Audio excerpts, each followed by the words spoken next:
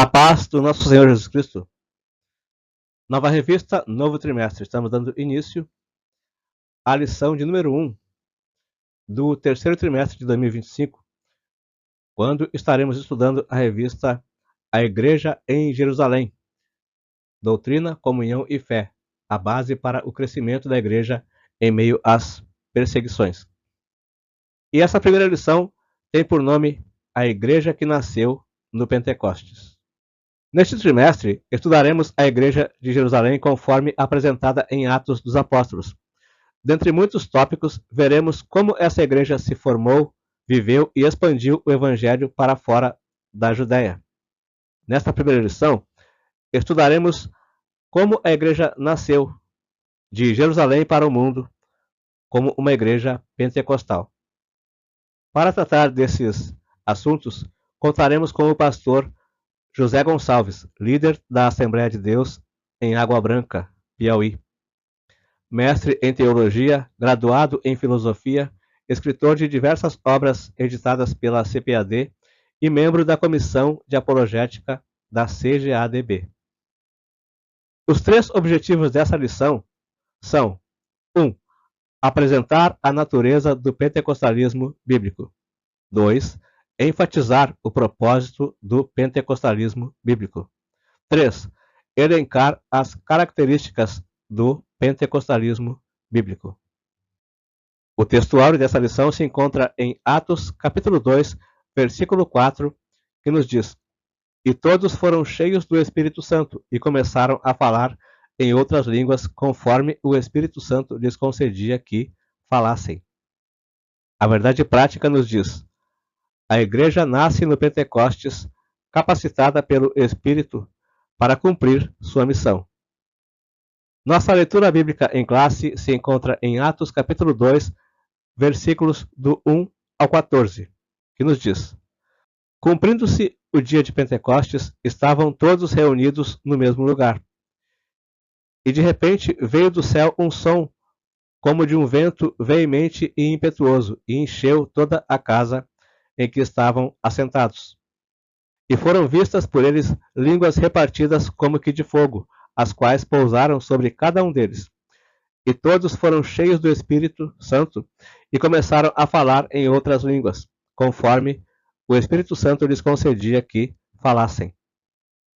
E em Jerusalém estavam habitando judeus, varões religiosos de todas as nações que estão debaixo do céu. E correndo aquela voz, ajuntou-se uma multidão e estava confusa, porque cada um os ouvia falar na sua própria língua. E todos pasmavam e se maravilhavam, dizendo uns aos outros: Pois que? Não são galileus todos estes homens que estão falando? Como, pois, os ouvimos cada um na nossa própria língua em que somos nascidos? Partos e medos, elamitas e os que habitam na Mesopotâmia, e Judéia, e Capadócia, e Ponto, e Ásia, e Frígia, e Panfilha, Egito e partes da Líbia, junto a Cirene, e forasteiros romanos, tanto judeus como prosélitos. E cretenses e árabes, todos temos ouvido em nossas próprias línguas falar das grandezas de Deus. E todos se maravilhavam e estavam suspensos, dizendo uns para os outros: Que quer isto dizer? E outros, zombando, diziam: Estão cheios de mosto. Pedro, porém, pondo-se em pé com os 11, levantou a voz e disse-lhes: Varões judeus, e todos os que habitais em Jerusalém, seja-vos isto notório, e escutai as minhas palavras. Introdução.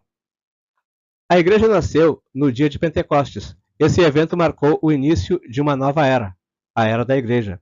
O Pentecostes era uma das festas mais importantes dos judeus e acontecia 50 dias depois da Páscoa. Foi nesse dia especial que Deus derramou o Espírito Santo sobre todos os discípulos, batizando-os. O derramamento do Espírito no Pentecostes marca o início da igreja como uma comunidade de profetas, como foi profetizado por Joel.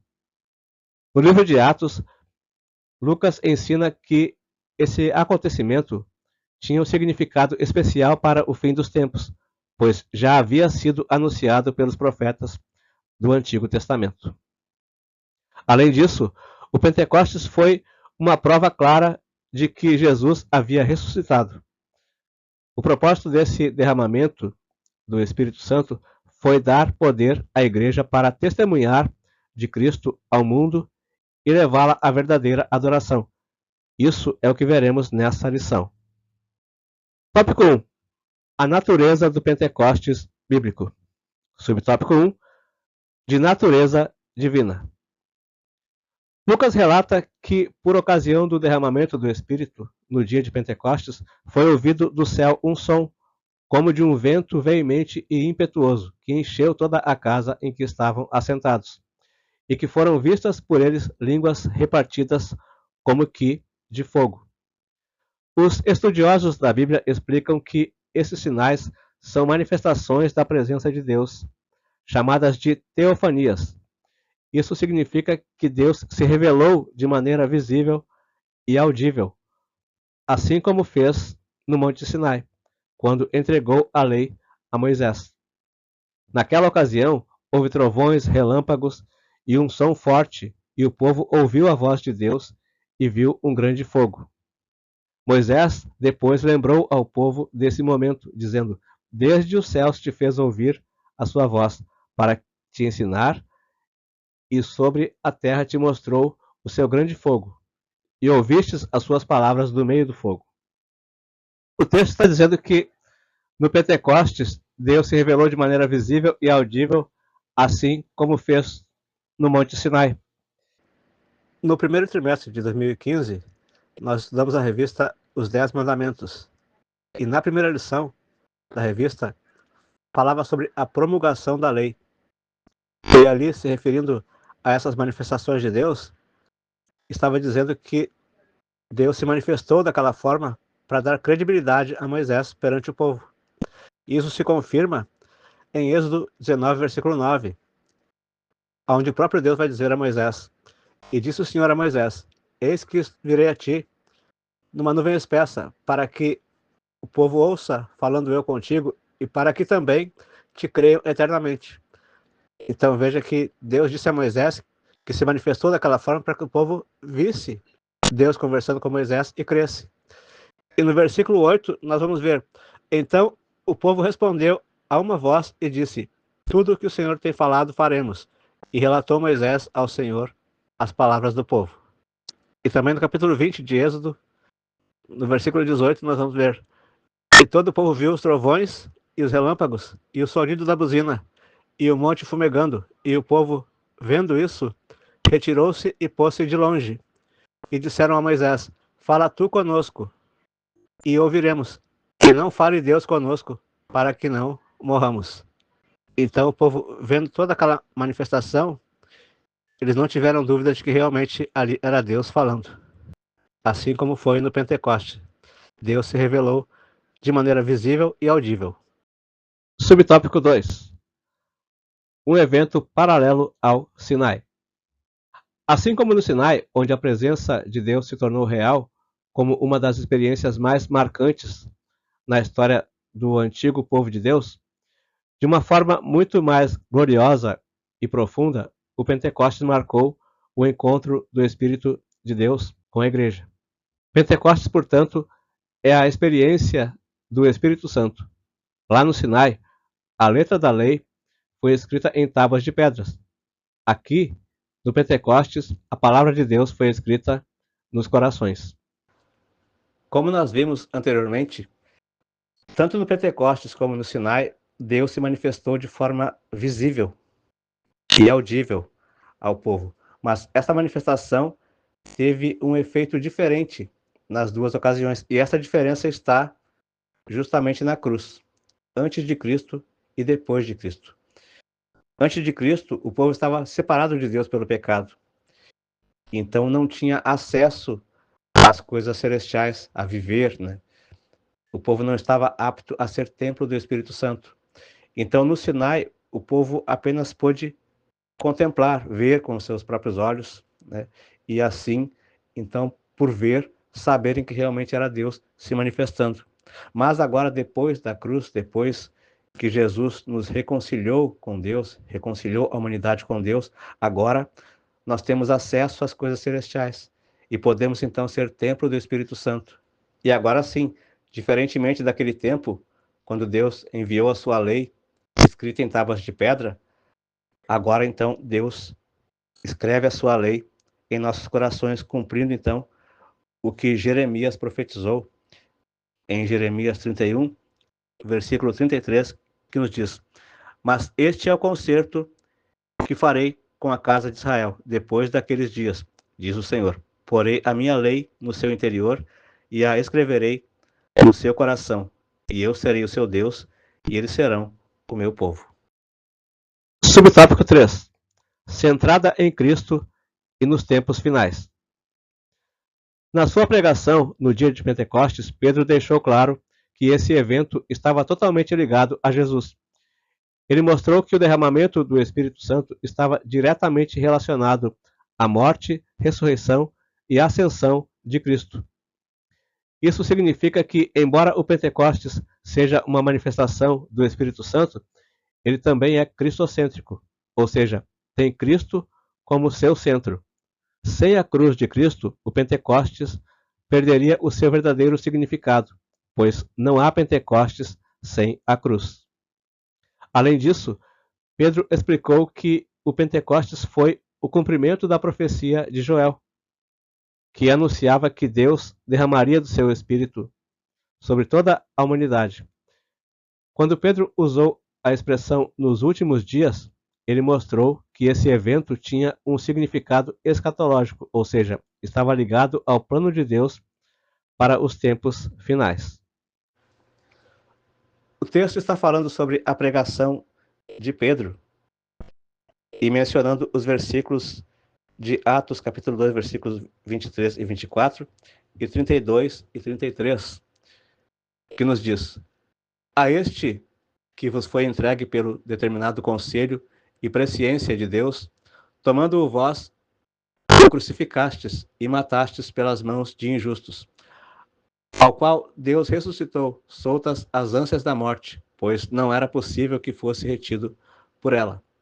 Deus ressuscitou a este Jesus, do que todos nós somos testemunhas, de sorte que, exaltado pela destra de Deus e tendo recebido do Pai a promessa do Espírito Santo, derramou isto que vós agora vedes e ouvis.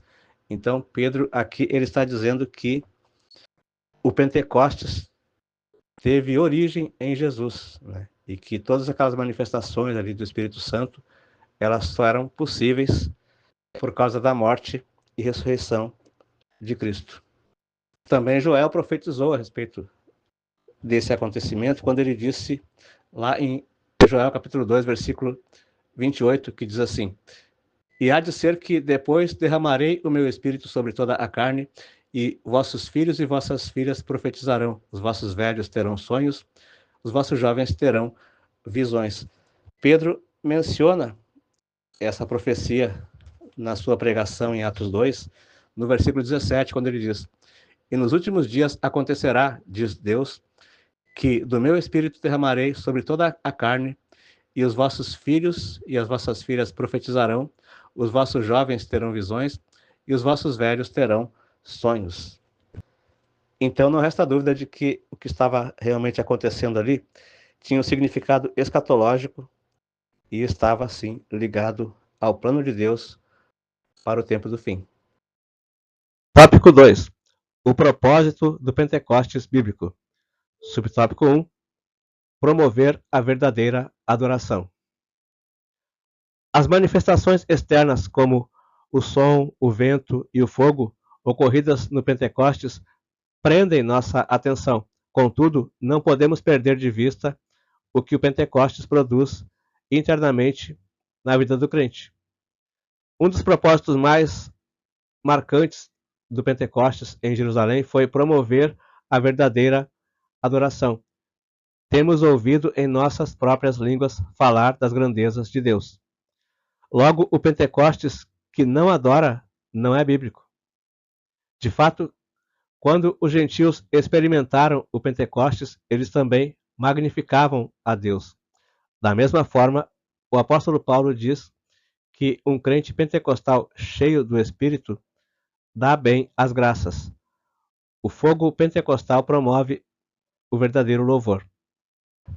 Embora o falar em línguas fosse algo impressionante, mais maravilhoso ainda do que o falar em línguas eram as grandezas de Deus sobre as quais essas línguas estavam falando, porque essas grandezas de Deus causavam uma mudança interior nas pessoas e promoviam a verdadeira adoração, a qual Jesus falou para a mulher samaritana naquela ocasião, dizendo lá em João, capítulo 4, versículos 23 e 24: mas a hora vem, e agora é, em que os verdadeiros adoradores adorarão o Pai em espírito e em verdade, porque o Pai procura a tais que assim o adorem. Deus é espírito, e importa que os que o adorem em espírito e em verdade. Subtópico 2. Poder para testemunhar. O Pentecostes tem uma dimensão escatológica, pois aconteceu antes de chegar o grande e glorioso dia do Senhor. No entanto, essa realidade dos últimos tempos não significa que a igreja deve ter uma visão escapista, ou seja, desejar fugir do mundo a qualquer custo. O Pentecostes não foi dado para que os crentes se isolassem, mas para que fossem capacitados a testemunhar e viver no mundo até a volta de Cristo. A igreja deve aguardar com esperança, mas também cumprir sua missão até o fim. Para cumprir essa missão, ela necessita de poder para testemunhar. De fato, é isso que acontece depois do Pentecostes. O texto fala sobre poder para testemunhar e diz que, de fato, foi isso que aconteceu depois do Pentecostes. Nós já vimos ali a pregação de Pedro, que foi uma pregação cheia de sabedoria, né, e que ele pregou com eloquência. As pessoas que ouviam sabiam que Pedro não era um homem culto, um homem que era um homem douto, mas mesmo assim ele pregou com sabedoria e também com desenvoltura, né? E de onde é que vinha essa desenvoltura? Em Atos capítulo 4, versículo 8, quando vai falar sobre a segunda vez que ele prega, vai dizer assim: então Pedro, cheio do Espírito Santo, lhes disse: principais do povo, e vós, anciãos de Israel. Então, Pedro, ele pregava cheio do Espírito Santo, e era isso que dava para ele, então, aquela autoridade, né, aquele poder de persuasão, onde ele ganhou, então, 3.000 almas já na primeira pregação. E nessa segunda, muitas outras pessoas também vão se unir ao povo de Deus através da pregação de Pedro, né, cheio do Espírito Santo. Também vai dizer, ainda no capítulo 4, no versículo 31, que e tendo eles orado, moveu-se o lugar em que estavam reunidos, e todos foram cheios do Espírito Santo, e anunciavam com ousadia a palavra de Deus. Nós vamos ver então ali o Espírito Santo capacitando os discípulos a fazerem a obra, e a obra sendo feita, e os resultados aparecendo, né? Em Atos capítulo 5, versículos 14, 15 e 16, nós lemos: e a multidão dos que criam no Senhor, tanto homens como mulheres, crescia cada vez mais, de sorte que transportavam os enfermos para as ruas e os punham em leitos e em camilhas, para que ao menos a sombra de Pedro, quando este passasse, cobrisse alguns deles. E até das cidades circunvizinhas concorria muita gente a Jerusalém, conduzindo enfermos e atormentados de espíritos imundos, os quais todos eram curados. Então nós vamos ver essas coisas acontecendo, pessoas sendo curadas, pessoas sendo ganhas para Jesus, pessoas cada vez mais se unindo ao povo de Deus, demônios sendo expulsos, né? Nós vamos ver ali então a obra de Deus sendo feita pelos discípulos, né, capacitados e conduzidos pelo Espírito Santo. Também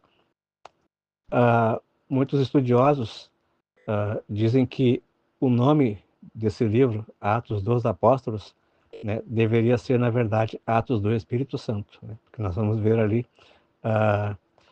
que os apóstolos fazem a obra, mas eles fazem, então, movidos pelo Espírito Santo. O Espírito Santo é que os capacita e os conduz a fazer a obra. Então, o batismo com o Espírito Santo é isso que ele faz na nossa vida. Ele nos dá poder para testemunhar, poder para fazer a obra de Deus. Quem é batizado com o Espírito Santo recebe algum tipo de dom que pode ser utilizado na obra de Deus, né, para alcançar frutos para o reino de Deus. Tópico 3. Características do Pentecostes bíblico. Subtópico 1. Uma experiência específica. Em Atos dos Apóstolos, o derramamento do Espírito no dia de Pentecostes é mostrado como o batismo no Espírito Santo dos crentes. Naquele dia, o Senhor Jesus batizou quase 120 pessoas no Espírito Santo. Essas pessoas já eram regeneradas, isto é, salvas. Jesus já havia dito que elas já estavam limpas pela palavra, que seus nomes estavam arrolados nos céus. Eram, portanto, crentes. Contudo, Jesus as mandou esperar pela experiência pentecostal, isto é, o batismo no Espírito Santo. O Pentecostes bíblico é, por conseguinte, distinto da salvação. Na verdade, a obra salvífica de Cristo na cruz proveu a bênção pentecostal. Embora o texto esteja dizendo que aqueles que receberam o Espírito Santo já eram salvos, isso não deve ser entendido de forma literal, porque todos os dias nós precisamos renunciar, né? A nossa salvação era conquistada todos os dias. Jesus disse para os seus discípulos em Mateus 26, 41, vigiai e orai para que não entreis em tentação. Na verdade, o espírito está pronto, mas a carne é fraca.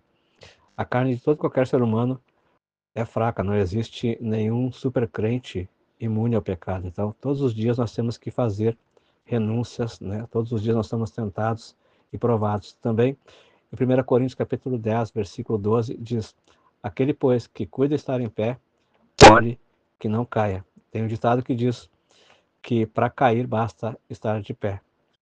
Então, todos os dias nós temos que mantermos vigilantes, né? Nos mantermos vigilantes. E quando deitamos a cabeça no travesseiro, nós temos que agradecer a Deus por ter passado mais um dia na sua presença, né? Nossa salvação é conquistada todos os dias. Nenhum ser humano pode dizer, eu já estou salvo. Subtópico 2. Uma experiência definida e contínua. Como resultado do enchimento do Espírito Santo, os crentes começaram a falar em outras línguas, conforme o Espírito Santo lhes concedia que falassem. A Escritura é clara em mostrar que a evidência inicial do batismo pentecostal foi os crentes falarem em outras línguas. Não há dúvidas de que outros resultados ou evidências do batismo no Espírito Santo se seguem. Contudo, foi o falar em línguas, não o sentir uma grande alegria ou mesmo um amor afetuoso demonstrado por eles, que deixou os crentes judeus convencidos de que os gentios haviam recebido o batismo no Espírito Santo. Subtópico 3. As línguas e o amor. A evidência física inicial ou sinal do batismo no Espírito Santo foi o falar em outras línguas. Não foi uma grande alegria ou um amor afetuoso que evidenciaram o batismo no Espírito Santo. Paulo, por exemplo, disse que o amor de Deus está derramado em nossos corações pelo Espírito Santo que nos foi dado. O apóstolo escreveu para uma igreja pentecostal, e o amor aparece aqui não como uma evidência de enchimento, mas de crescimento e maturidade em Cristo. No capítulo 12 de 1 Coríntios, o apóstolo Paulo fala não somente sobre o dom de línguas, mas sobre os 9 dons. E no último versículo do capítulo 12, ele vai dizer, portanto, procurai com zelo os melhores dons, e eu vos mostrarei um caminho ainda mais excelente. Ou seja, um caminho mais excelente do que todos os 9 dons, não somente mais excelente do que o falar em línguas, mas do que todos os 9 dons. Que caminho ainda mais excelente é esse? Ele vai começar então o capítulo 13 falando sobre o amor. E ele vai dizer, ainda que eu falasse as línguas dos homens e dos anjos e não tivesse amor, seria como o metal que soa ou como o sino que tine. E ainda que tivesse o dom de profecia e conhecesse todos os mistérios e toda a ciência, e ainda que tivesse toda a fé, de maneira tal que transportasse os montes e não tivesse amor, nada seria. Então aqui veja que o amor, né, todos os dons sem o amor, eles se tornam em nada, né, se tornam apenas, como diz ali, que a língua, o falar em língua sem o amor, ele se torna apenas barulho. E veja que a pessoa que não tem amor, por mais que ela tenha todos os dons, ali está dizendo que ela nada é, né? Mesmo que eu fizesse isso ou aquilo ou mais aquilo outro, mas não tivesse amor, eu nada seria. A Bíblia de Estudo Pentecostal tem um comentário sobre 1 Coríntios 13, versículo 2, sobre a última frase, nada seria, dizendo: há pessoas afeitas às práticas religiosas sem qualquer aprovação de Deus. É até possível que nem sejam crentes. Por exemplo, pessoas que falam em línguas, profetizam sem conhecimento ou realizam grandes obras da fé sem, contudo, terem amor, nem a justiça de Cristo. Estes nada são aos olhos de Deus. Diante de Deus, a sua espiritualidade e profissão de fé são vãs. Conclusão. Como vimos, o Pentecostes marcou o início da era da Igreja. Jesus, agora glorificado, batizou os crentes no Espírito Santo, e o Espírito Santo os inseriu no corpo de Cristo, que é a Igreja, cujo nascedouro foi no Pentecostes. Esse evento é essencial porque mostrou que Deus deseja uma igreja capacitada para cumprir sua missão, que é pregar o Evangelho ao mundo, tanto por palavras quanto por ações. No entanto, essa missão só pode ser realizada com êxito pelo poder do Espírito Santo.